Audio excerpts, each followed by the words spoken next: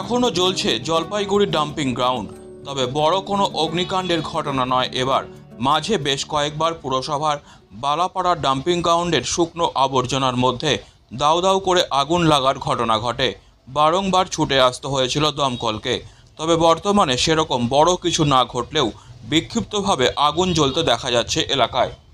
এ বিষয়ে এদিন dumping ground in charge Fazlul ইসলাম বলেন, ডাম্পিং গ্রাউন্ডে আগুনের কাজ আমাদের থাকে না, কেউ হয়তো ইচ্ছাকৃতভাবে এই কাজ করছেন।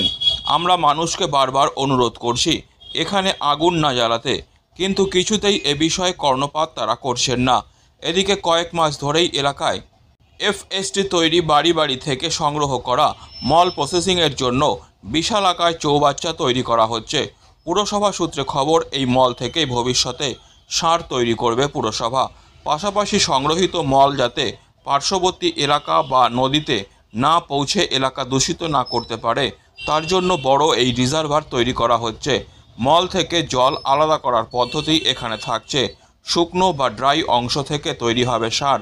ফজলুলবাবু বলেন, 1 থেকে 1.5 বছরের মধ্যেই কাজটি সম্পন্ন হয়ে যাবে। মল থেকে রিসাইক্লিংয়ের মাধ্যমে জল আলাদা করে দেওয়া হবে।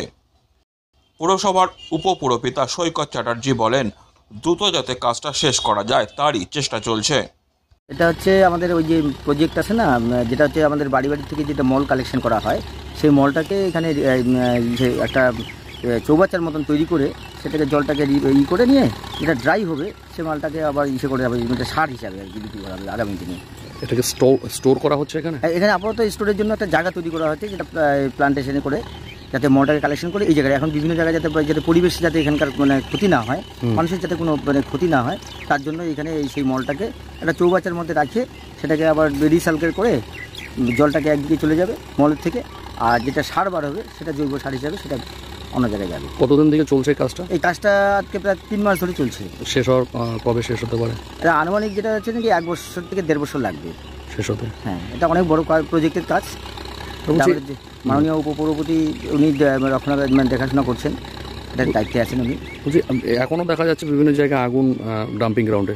আগুনের ব্যাপারটা হচ্ছে যে এখন ভিতরে যেটা আগুন ছিল আর কি, আমাদের গার্বেজ তো কন্টিনিউ করা হয়, আগুনটা সে ভিতর থেকে আবার আস্তে আস্তে করে বার হচ্ছে, আবার যেটাকে গার্বেজ গিয়ে যখন ভিজা গার্বেজগুলো পড়ে যাচ্ছে আগুনটা আবার বন্ধ হয়ে যাচ্ছে, এইভাবে চলছে। কারা করছে এরকম? আগুনটা লাগছে বাইরের থেকে লোক কেউ হয়তো লাগাই দিচ্ছে, নাহলে আমাদের কোনো আগুনের কোনো ব্যবহার কাজ নেই এখানে, আমরা আগুনের ব্যবহার করি না, এটা বাইরের লোক করছে।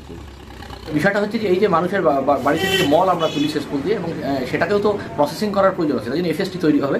10 কোটি টাকা ব্যয় করে জলপাইগুড়ি পৌরসভা আমাদের যে বালাপাড়া ডাম্পিং গ্রাউন্ড রয়েছে সেখানে মল যেটা আছে তার যে প্রসেসিং হবে, নাহলে সেটা তো নদীতে চলে যাবে এবং সেটা তো নদীকে দূষণ করবে, এবং তার ফলে আমরা সেটাকে এফএসটি তৈরি করে সেখানে আমরা প্রসেসিং করবো যাতে কোনোভাবেই মাটি দূষণ, নদী দূষণ, বায়ু দূষণ না হয়, সেই জন্যই আমরা এই 10 কোটি টাকা প্রকল্প গ্রহণ করি। বলছি, এটা কি কোনো সার আগামী দিনে কি সারের অবশ্যই আগে আমরা প্রসেসিংটা স্টার্ট করি, তারপরে সার তৈরি হবে। যেমন আমাদের সলিড ওয়েস্ট ম্যানেজমেন্ট, সেখান থেকে যে আমরা বর্জ্য নিয়ে যাচ্ছি পচনশীল অপচনশীল ভাগ করে, পচনশীল বর্জ্য থেকে তো আমরা সেখানে ওয়েস্ট প্রসেসিং ইউনিট তৈরি করবো এবং সেখান থেকে তো আমরা সার তৈরি করবো, এবং তার ফলে একটা সার তৈরি করে সরকারি ভাবে সেই যে তৈরি হওয়া সারটাকে আমরা সরকারি সিলমোহর লাগবে, এবং তারপরে সেটা বাজারে।